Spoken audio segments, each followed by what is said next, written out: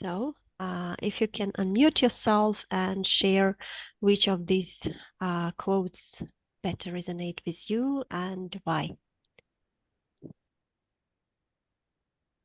Anybody? Any volunteers?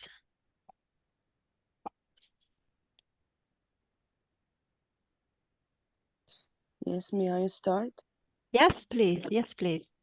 Okay, I totally agree with number 2.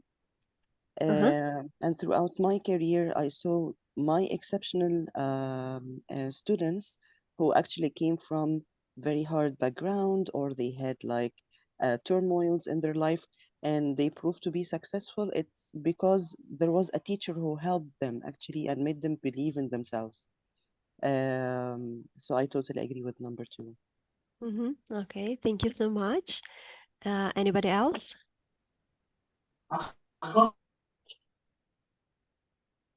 Okay. Yeah, please unmute yourself. Unmute yourself and unmute yourself and you can just share your opinion. Hello. I wanted to share also my opinion. I do agree with the second one as well. And also I do agree with the first one as well. It says that it is the teacher that makes the difference, not the classroom. So the teacher is a leader, so he can lead however he wants and whatever he wants. Like the teacher takes the lead and he can change, he can make the difference inside the classroom. But the classroom itself cannot be like changed itself. So and I think that the classroom is mentioned here. These are the students, the pupils are mentioned, and the teacher make the difference in the life of these students and pupils. Okay, thank you. Anybody else? Hi, may I share? Yes, please. Thank you. Yes, please. I do like number 3 a lot because it doesn't work only inside of the classroom, but here it says, but it is understanding of needs and challenges. So I think needs and challenges not just in the classroom, maybe outside of the classroom. This is just like how powerful can be a teacher in and outside. How can it be very life changing to the students as well? Yeah, thank you so much. That's really nice to hear. Yeah, anybody else? Don't be shy. Yes, please unmute yourself and just share which one resonates with you. Okay, so do we have anybody from Italy who would like just to share?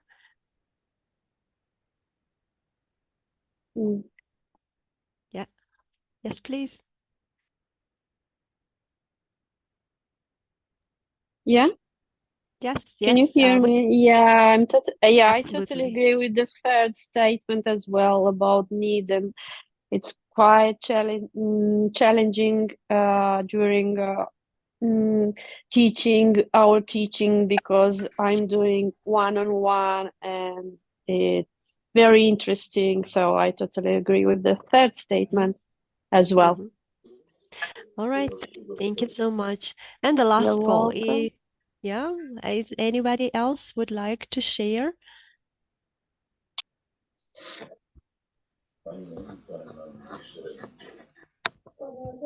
All right, so let's move then.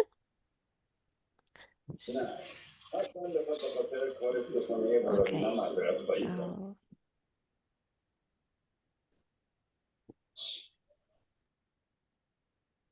oops, sorry. Okay, now let's look at the next picture. Yeah, so these are the environmental issues that we talk a lot, not only through the social media or mass media.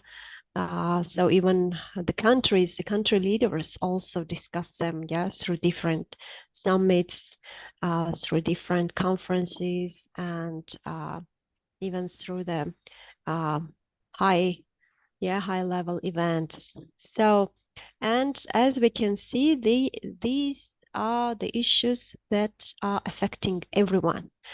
And so let's discuss a little bit about them. So looking at these issues, please to your country. So for example, let's say, let me share.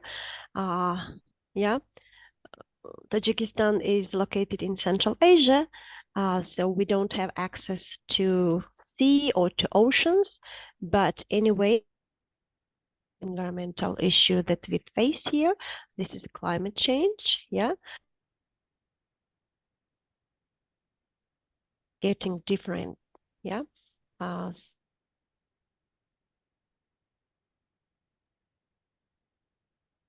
the glacier melting,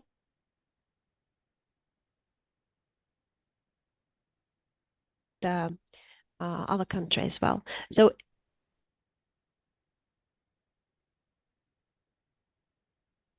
do you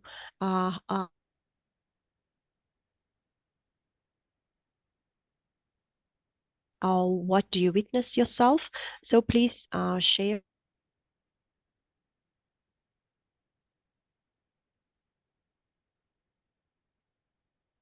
Tajikistan or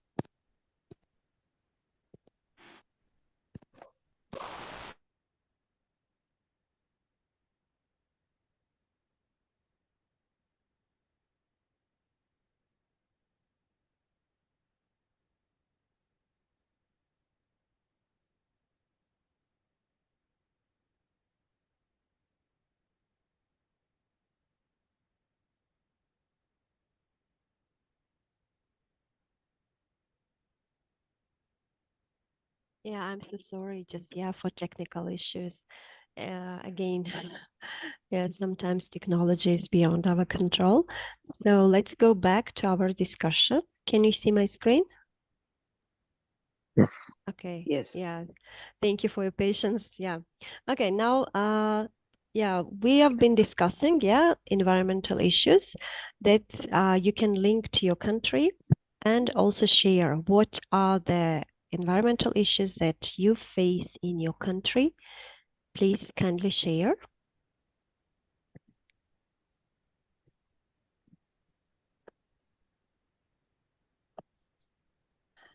Hello. Anyone would like to share first? Please go ahead. Unmute yourself. Yes, I guess we do have like a number of problems Mm-hmm. of waste disposal Mm-hmm. and pollution. And Mm-hmm. in the near future, we might have a problem with water scarcity. Yeah, that's really alarming to hear, but this is true. Yeah. Thank you. So, anybody else? Yeah, I'm living in Turkey right now and it hasn't been snowing for 2 years, so I think global warming is a serious issue here right now. Yeah. Okay. Thank you for sharing. Anybody else? And we have extreme cold in Tashkent city. Wow. Yeah, which is not typical, right? Yes. Okay. All right. Thank you. Anybody else? Yeah, maybe the climate difference between rains and hot seasons, it's changed through years so many times. So I think it's a big issue in on Earth. Yeah. Yeah. Yeah. Thank you. Yeah. Anyone else? Yeah, exactly. Water pollution. Thank you for writing in the chat box as well. So yeah, extreme temperatures in summer, water pollution. Yeah, coldness in Tashkent. Yeah, we are very close to Uzbekistan, so we also, we also have the similar, climate change issues. Okay, thank you so much. Okay, all right. So, of course, we can also notice some global facts like overpopulation. Just to compare, for the last decade, the population on the planet has increased, has increased drastically. And of course, like at the same time, we can see, erosion or soil contamination, because of climate change, because of air pollution, water pollution, and earth pollution. We also see loss of biodiversity. And of course, loss of clean drinking water because of global warming, glaciers are melting. So therefore, we are experiencing this as well. So let's move. Thank you for sharing. Let's move to our element projections. So it's very surprising because around 10 years ago, there is a kind of a site of Scientific American. And 10 years ago, they were just saying that by 2025, there will be battle over water. And in many parts of the world, because we know geographically that one major river supply water, to multiple countries, and climate change, pollution, and population growth will be putting a significant strain on supplies. And of course, in some areas, renewable water reserves are in danger of dropping below the 500 cubic meters per person per year, considered the minimum for a functioning society. So, and in the next 25 years, another very alarming projection is feeding a warming world. Researchers have recently started to untangle the complex ways rising temperatures will affect global agriculture. And it means, that climate change will lead to longer growing seasons in some countries. And in others, the heat will increase the frequency of extreme weather events or the prevalence of pests. And it means in the next 25 years, there will be scarcity of food. It's kind of, again, the projections, but we all know that,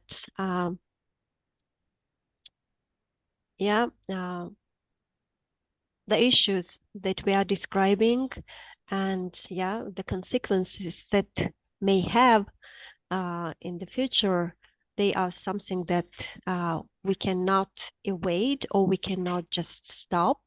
But at the same time, as teachers, we can somehow affect the minds of our students, because there are so many reasons that we really want the planet to survive, and we want our next generations, to live on a planet with resources available for everyone.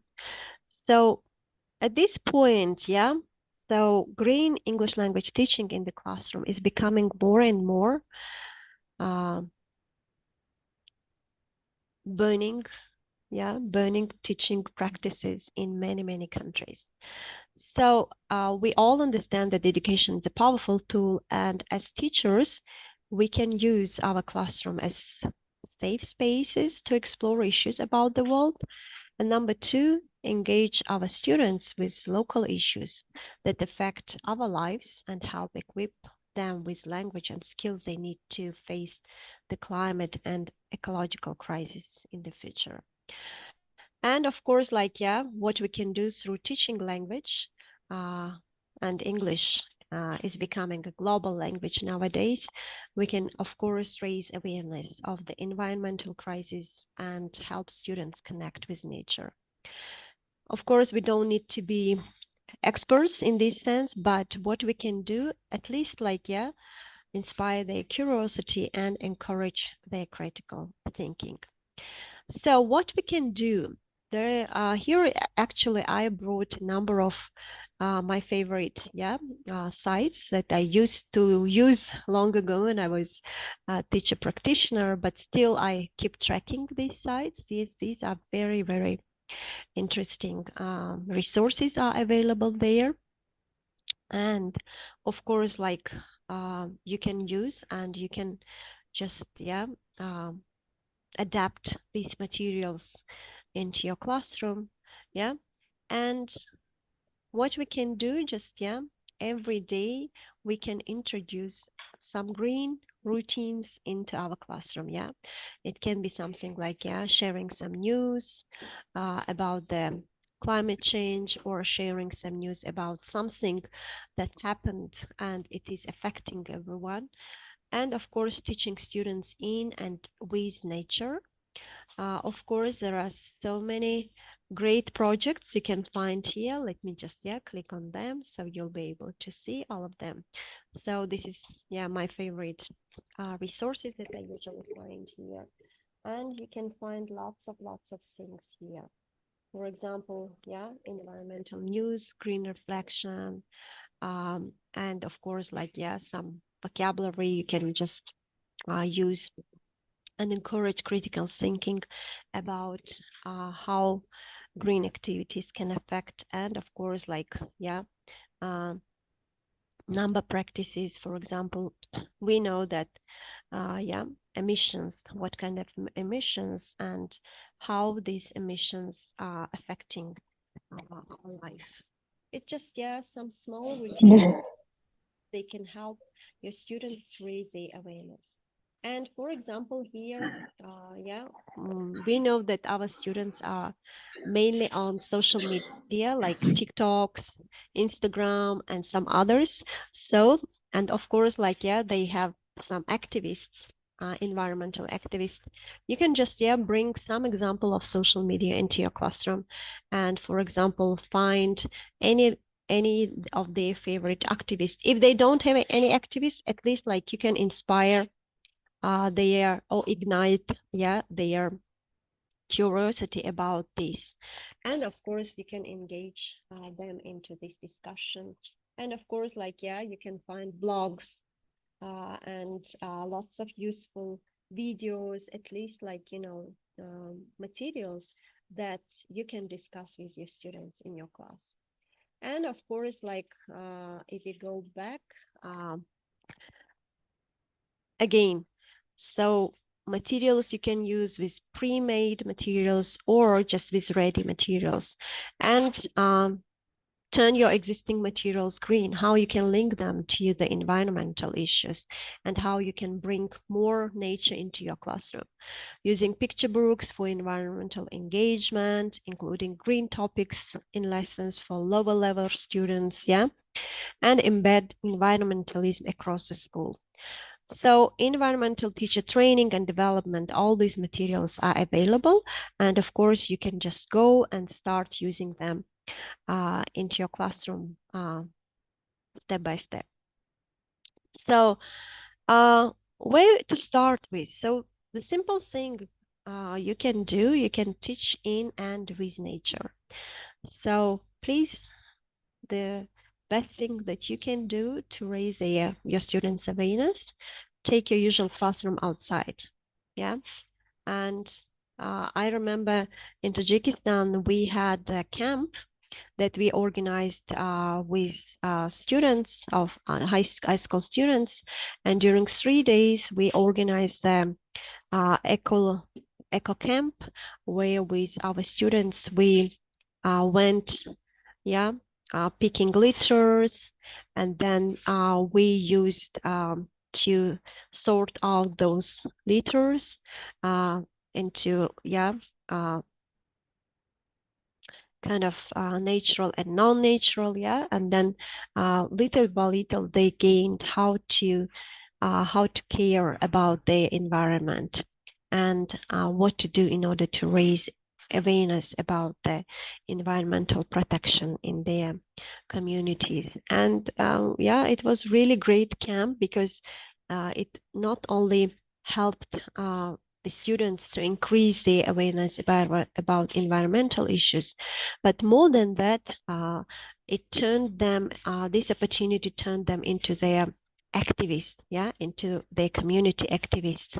And after the camp, we had a very good follow-up activities where we went and observed all the students, because the students were from different schools, and it was really great to go and see them in these schools, how they are applying their gained knowledge through the camp and using them in order to educate their peers, and also in order to inspire their peers.